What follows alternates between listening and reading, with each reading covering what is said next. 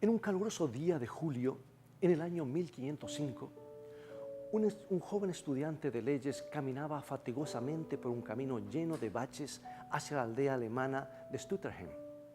De pronto, sin aviso previo, el cielo se nubló y una lluvia torrencial desencadenó su furia sobre el solitario caminante. Los truenos sacudían la campiña cuando sucedió. Un rayo salió zigzagueando entre las nubes negras y derribó al estudiante sobre el suelo.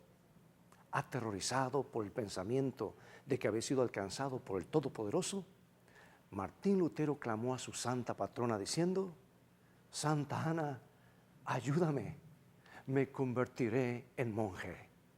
Toma tu Biblia y mantente en sintonía.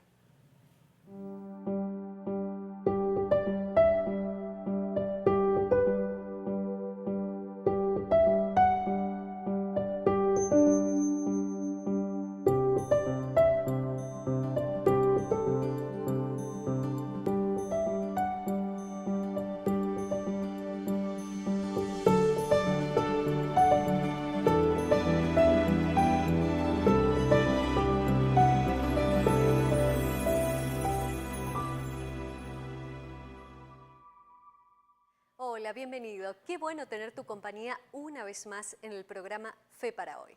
¿Te gustaría conocer el plan de Dios para tu vida? Sabes que la Biblia es una revelación de la voluntad de Dios para nosotros. Y para ayudarte y motivarte a estudiar la Biblia, preparamos el curso Verdades para el Tiempo del Fin, una guía de estudio ilustrada que contiene temas muy interesantes que te ayudarán a profundizar más sobre la Biblia. Ingresa ahora a nuestro sitio web estudielabiblia.com. Completa un rápido formulario de inscripción y la recibirás en la comodidad de tu casa de manera completamente gratuita. No esperes más. Pide ahora mismo tu guía en estudielabiblia.com. O si lo prefieres, escríbenos a esperanza@nuevotiempo.org. Además, no dejes de visitar nuestro blog nuevotiempo.org/fe para hoy. Allí encontrarás todos los programas, podrás verlos, reverlos y compartirlos con tus amigos y familiares. ¿Ya hiciste algo de lo cual te arrepientes hasta el día de hoy? ¿Sientes culpa y te gustaría retroceder el tiempo para corregir lo que sientes que fue un gran error? ¿Te atemoriza la idea de que te descubran? Hoy en nuestro programa, ¿cómo librarnos del temor y de la culpa? Quédate con nosotros. Fe para Hoy está comenzando. ¿A qué le tememos? ¿Qué es lo que nos hace sentir culpables? El temor y la culpa son sentimientos que, si no son bien controlados, pueden causar enfermedades psicológicas como la depresión y el estrés. Enfermedades que aquejan a más de 350 millones de personas en el mundo. La vida de hoy marcha a una gran velocidad, a un ritmo muy difícil de llevar. Es por eso que no logramos cumplir con todas nuestras obligaciones y todas nuestras metas. Sumado al aumento de los crímenes y la delincuencia, nos es difícil pensar en una sociedad libre de culpa de temores. ¿Existirá alguna forma de liberarnos de la culpa y los temores que nos rodean? Podría ser que sí o que podría ser que no. Debe haberla, sí, yo creo que sí, pero es un trabajo intenso, largo, un trabajo interior, ¿sí? Sí. ¿Cómo? Buscando a Dios. Eso. Creer que hay un Dios que todo lo está controlando y poner nuestra confianza en ese Dios, en Dios. La palabra del Señor dice que en el amor no hay temor, porque el amor echa fuera el temor. Entonces, si Dios es amor, la forma de liberarnos del temor es entendiendo a Dios, conociendo a Dios. Del temor y la culpa, yo creo que esto ya lo tuvimos ya al aceptar a Cristo Jesús. Yo creo que la única forma es buscar a Jesús. No existe otra fórmula, no existe otro método, no hay solución. La única solución es buscar a Jesús, decirle a Él lo que nos pasa. Yo creo que no existe mejor remedio que ese. Para muchos, esconder los sentimientos y fingir que todo está bien nos libera de las culpas y temores. O tal vez actuando de forma anónima, ocultando la identidad, será más fácil no sentir culpa por lo que hacemos. Pero por otro lado, hay muchos que piensan que las culpas y los temores hay que enfrentarlos, reconocer cuáles son y hacer algo al respecto, buscar la ayuda necesaria y aprender de ellos, ya que son parte de nuestra vida y nos hacen crecer. Revisándose nomás, po. Enfrentando las culpas, enfrentando los miedos. Encapuchado, po. Ahí nos liberamos de todo, una capucha, y salir a hacer lo que nosotros queramos en la calle. Hay que ir a la iglesia nomás, porque el Señor es el único que puede remediar todo lo que pasa. Existen especialistas altamente calificados, libros de autoayuda, terapias convencionales y alternativas, toda una gama de posibilidades para enfrentar el trauma que provocan. Pero, ¿serán las únicas alternativas que existen? 2 semanas más tarde, Lutero entró en el monasterio de la orden agustiniana de los ermitaños para convertirse en monje. Allí Lutero aprendió a temer a Dios y a los así llamados demonios que lo rodeaban. Y a medida que se profundizaba su sentido del pecado y la culpa, se entregó celosamente a la tarea de librarse del pecado y salvar su alma por medio de las buenas obras. Él no se privó de ningún sacrificio, desde el dolor físico al estrés mental, en su búsqueda de la aprobación divina. Más tarde Lutero dijo, era un buen monje. Si alguien hubiera podido ir al cielo por su monastidad, ese era yo. Si hubiera continuado algún tiempo más, me hubiera matado con vigilias, lecturas y otras obras. Pero a pesar de sus rigurosos esfuerzos por satisfacer lo que él pensaba que era un Dios lleno de ira, Lutero nunca sintió que su libro de contabilidad estuviera balanceado. Cuanto más trataba, más pecador se sentía. La paz interior y la tranquilidad no lo acompañaban. Sintió que no podría acumular suficientes méritos para obtener el favor y el perdón de Dios. Pregunto, ¿el ser humano recibe el perdón y la vida eterna por hacer más obras buenas que malas? Eso es lo que enseñan casi todas las religiones, aparte del verdadero cristianismo. En la India, por ejemplo, los hombres caminan con zapatos, con espinas, con clavos, se paran sobre ellos, con la creencia de que al torturar sus cuerpos están ganando el favor de Dios. Están los flagelantes que lastiman sus cuerpos con látigos y cadenas. Otros caminan sobre el fuego o brasas ardientes, o atraviesan su cuerpo con clavos buscando el favor por actos de abuso físico. Los budistas creen que pueden obtener mérito para una vida futura construyendo pagodas o alimentando a los hombres santos. Por otro lado, los musulmanes, para ellos no hay gozo mayor o mejor manera de obtener el favor de Dios que peregrinar a la Meca o morir en defensa del Islam. Sabes que aunque esto puede parecer extraño, muchos cristianos hacen lo mismo sin darse cuenta. Asisten a la iglesia, dan ofrendas, siguen la regla de oro, pensando que así obtienen el favor de Dios y reciben la vida eterna. Y yo pregunto, amigos, ¿será que eso es posible? ¿Puede el hombre por algún medio o castigo físico, angustia mental o actos de bondad sobornar a Dios para que le otorgue el perdón y la vida eterna? Es más, ¿tiene algún valor hacer sacrificios, trabajar arduamente, tensar todos los músculos espirituales al máximo? Bueno, Lutero lo intentó, pero finalmente llegó a la conclusión de que si el perdón dependía de las propias obras, él era un hombre perdido. Y dispuesto a obtener todo el mérito posible con Dios mientras estuviera en Roma, Lutero ascendió la escalera de Pilato sobre sus manos y rodillas, repitiendo el Padre Nuestro, y como si fuera poco, besando cada uno de los 28 escalones. Pero mientras ascendía esas escaleras, un pensamiento perturbador lo perseguía. ¿Era esa una forma válida de perdón? Bueno, esta inquietante pregunta o esta inquietante duda lo siguió al regreso cuando regresó al monasterio en Alemania, donde investigó las Escrituras como nunca antes, decidido a encontrar una respuesta para esa importante pregunta: ¿cómo se salva el ser humano? Y para su sorpresa, Al estudiar la palabra de Dios, Lutero encontró un texto que calmó para siempre su atribulado corazón. Romanos 1:17. Mas el justo por la fe vivirá. En vez de buscar el perdón por las obras, Lutero encontró y aceptó los simples pasos de fe que nos da Dios en su santa palabra. Había dado muchos años antes del primer paso a la vida eterna. Esto es reconocer que era un pecador y necesitaba ayuda. El apóstol Pablo lo había escrito. Como está escrito, no hay justo ni aun uno. Y eso incluía a Pablo y a Martín Lutero.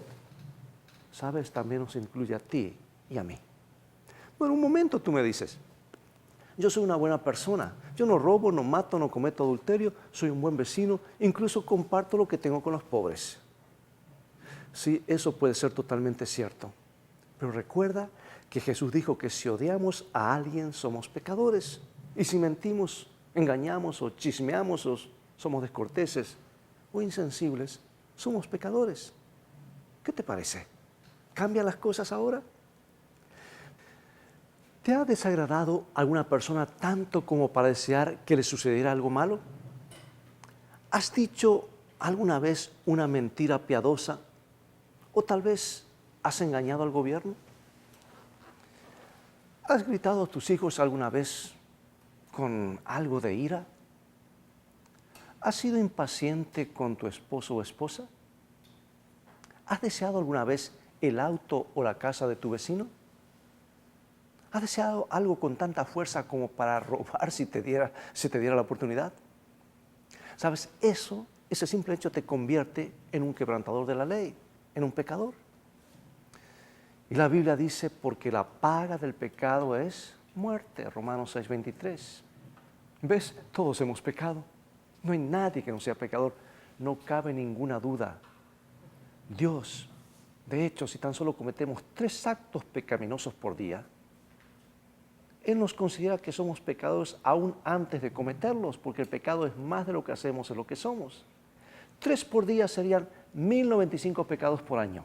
Ahora multiplica ese número por tu edad y tendrás una idea de cuán pecador eres. Es duro, ¿verdad? Sin embargo, amigos, es bueno reconocer que tenemos un problema que se llama pecado, porque así podremos buscar la ayuda. A menos que lo reconozcamos, no buscaremos ayuda.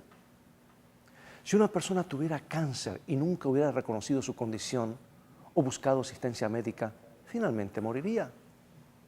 La misma suerte corre el pecador que no puede reconocer su condición espiritual y buscar auxilio. ¿Por qué? Bueno, es que no podemos salvarnos a nosotros mismos por nuestras propias obras. Tú y yo debemos depender de la gracia de Dios, el amor y el favor divinos, que son gratuitos. Si pudieras ganarte la salvación, no sería un don, no sería un regalo. Y quizás te estás preguntando, ¿por qué el Dios poderoso que gobierna el universo habría de interesarse por las personas de este planeta apartado en un extremo del espacio? ¿Por qué no abandonó al hombre rebelde y lo dejó librado a sufrir sus consecuencias del pecado? Y la respuesta se encuentra en la primera carta de Juan, capítulo 4, versículo 16. Palabras hermosas. ¿Tú las sabes de memoria? Dios es amor. El amor de Dios por el hombre que es un enfermo terminal con la enfermedad del pecado puede entenderse mejor con una ilustración humana. Una joven pareja llevó a su bebé recién nacido a casa. A los pocos días, el niño comenzó a llorar día y noche por un dolor de estómago agudo. Los padres siguieron el consejo del doctor, pero nada daba resultado. Caminaban por la habitación con el bebé en brazos hasta quedar exhaustos, pero en ningún momento se les ocurre abandonar al niño o dejarlo para que sufra solo. ¿Por qué? Porque aman a ese pequeño desvalido, a ese pequeño bebé, y con más razón por causa del dolor y el sufrimiento que está padeciendo. ¿Sabes? Así es Dios. Sus hijos sobre este planeta han desarrollado la enfermedad del pecado. Y el dolor y el sufrimiento que han tenido que soportar solo ha logrado intensificar el amor de Dios por ellos. Dios nunca consideró la posibilidad de abandonarnos. nunca consideró la posibilidad de dejarnos morir y a la vez padecer las consecuencias de nuestra rebelión. La Biblia dice que el Señor no retarda su promesa, sino que es paciente para con nosotros, no queriendo que ninguno perezca, sino que todos procedan al arrepentimiento, dice el apóstol San Pedro. O sea que independientemente de cuán bueno o malo pueda ser, Dios te ama y quiere salvarte. No quiere que ninguno perezca. Los gobiernos terrenales no pueden tolerar la ilegalidad y sobrevivir por mucho tiempo. Los violadores de la ley son castigados. Pero violar la ley de Dios es aún más serio porque el pecado nos separa de Él, que es la fuente de la vida. ¿Ves? Aunque Dios es un Dios de amor, también es un Dios de justicia. Y en el monte Sinaí, el Señor se describió a sí mismo. Dice, Jehová, fuerte, misericordioso y piadoso, tardo para la ira y grande en misericordia y verdad, que guarda misericordia a millares, que perdona la iniquidad, la rebelión y el pecado, y que de ningún modo tendrá por inocente al malvado. Sí, mis amados, nuestro Dios es un Dios amante. Es un Dios perdonador y compasivo. Pero dice que le resulta imposible pasar por alto la culpa del hombre. No puede ignorar el pecado así como así. No puede cambiar su ley. No puede hacer que lo malo sea bueno. Por eso quienes pecan deben morir, porque se separaron de Dios, la fuente de la vida. ¿No hay solución? Sí, amigo y amiga, la hay. Un Dios de amor encontró la manera de salvarnos y ser justo a la vez. Encontró un sustituto perfecto para que muriera en nuestro lugar, pagando la pena por nuestros pecados para que pudiéramos vivir. Y Juan, el discípulo amado, lo explica así, dice, porque de tal manera, repite conmigo, porque de tal manera amó Dios al mundo, que ha dado a su Hijo unigénito, para que todo aquel que en él cree no se pierda, mas tenga vida eterna. ¿A cuántos quiere salvar Jesús? A todos. Jesús vino a vivir en la tierra como hombre, enfrentando los mismos problemas y tentaciones que todo hombre, cada ser humano ha enfrentado. Por su vida perfecta de obediencia, demostró que el pecado no tiene excusas. Entonces, como el único representante sin pecado de la raza humana, Cristo tomó voluntariamente sobre sí la culpa de las personas que alguna vez vivieron y murió en su favor. Bueno, el apóstol Pablo nos dice, él dice, porque así como por la desobediencia de un hombre los muchos fueron constituidos pecadores, así también por la obediencia de uno los muchos serán constituidos justos, dice Romanos 5:19. O sea, mis amados, que la muerte de Jesús no tuvo la intención de aplacar la ira de Dios, como pensaba Lutero al principio.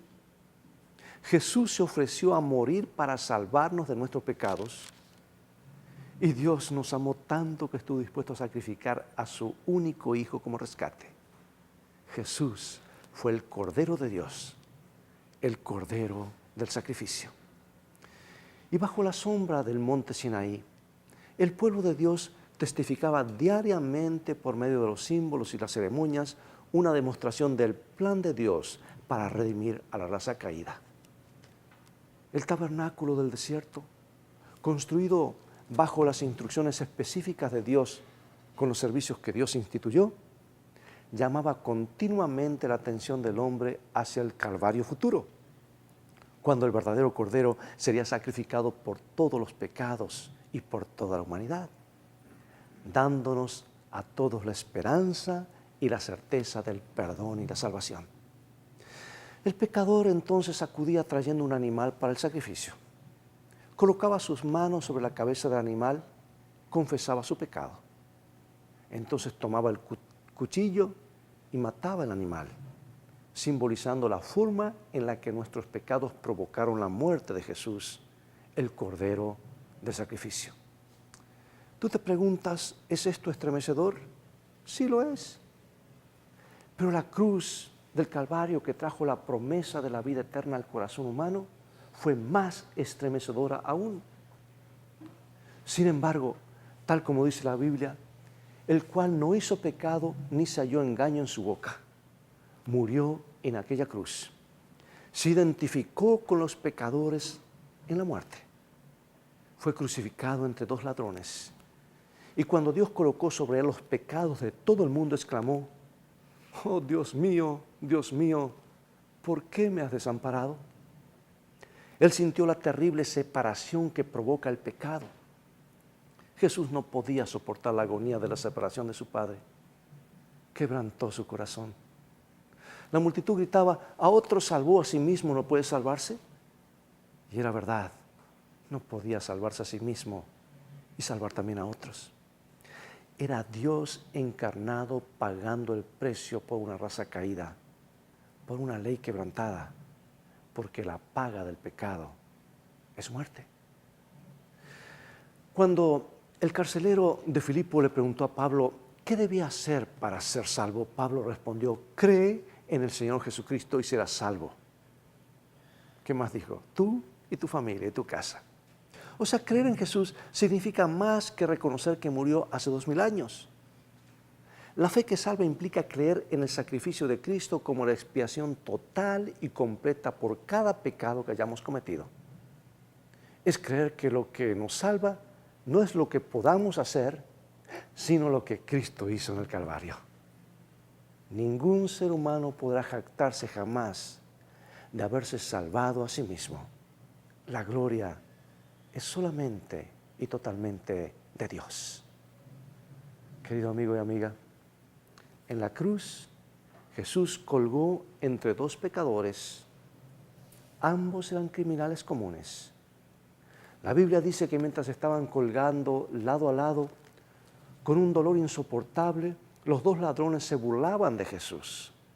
Pero cuando el día se iba y terminaba, uno de los ladrones que, según la tradición, había escuchado las enseñanzas de Jesús y lo había visto sanar, de pronto tuvo una revelación del amor de Jesús demostrado aquel día en el Calvario.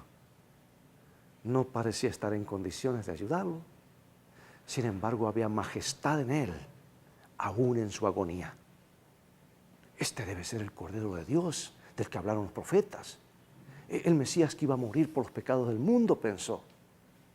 Y el ladrón, ahora arrepentido, clamó de las profundidades de su alma: acuérdate de mí cuando vengas en tu reino. Y Jesús le respondió al instante: estarás conmigo en el paraíso. ¡Qué promesa! Mirar hacia el futuro cuando todos los que amen sean reunidos en su reino, tal como Jesús le prometió al ladrón arrepentido, quien extendió su brazo a Jesús en fe y al hacerlo encontró la salvación. Amigo y amiga, hoy Jesús anhela darte la misma seguridad.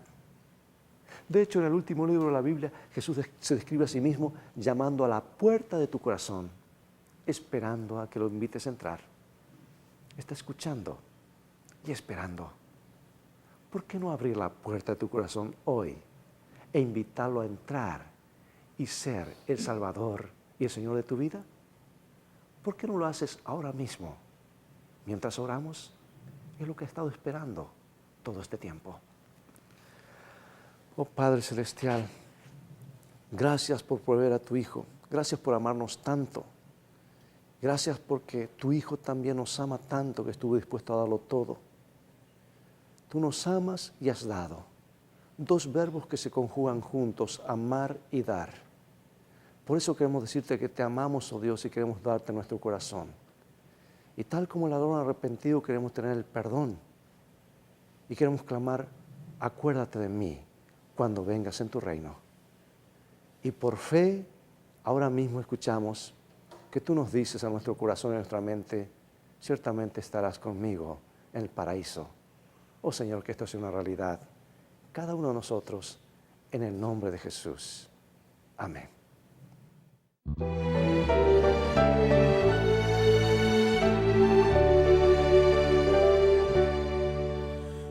Venid a mí los tristes, cansados de pecar. Yo soy vuestro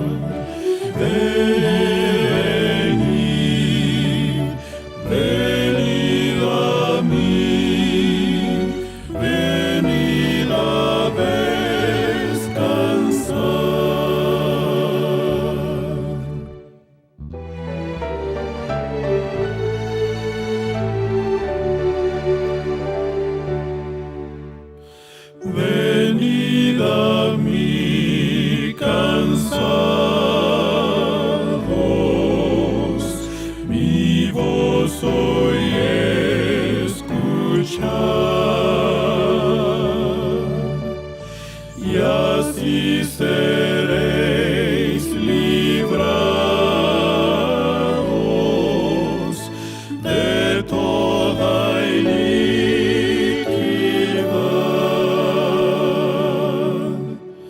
Venid, venid a mí, cansados de pecar. Venid,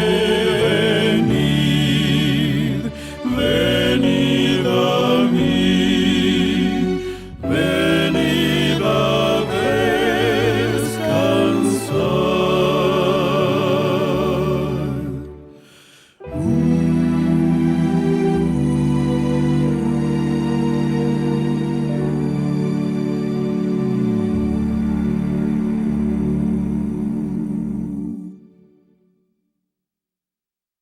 Bien amigos, llegó el momento de despedirnos, pues es todo el tiempo que tenemos por hoy. Será hasta el próximo programa Fe para Hoy. Dios te bendiga y recuerda, felicidad comienza con fe. Y la fe viene por oír, y el oír por la palabra de Dios.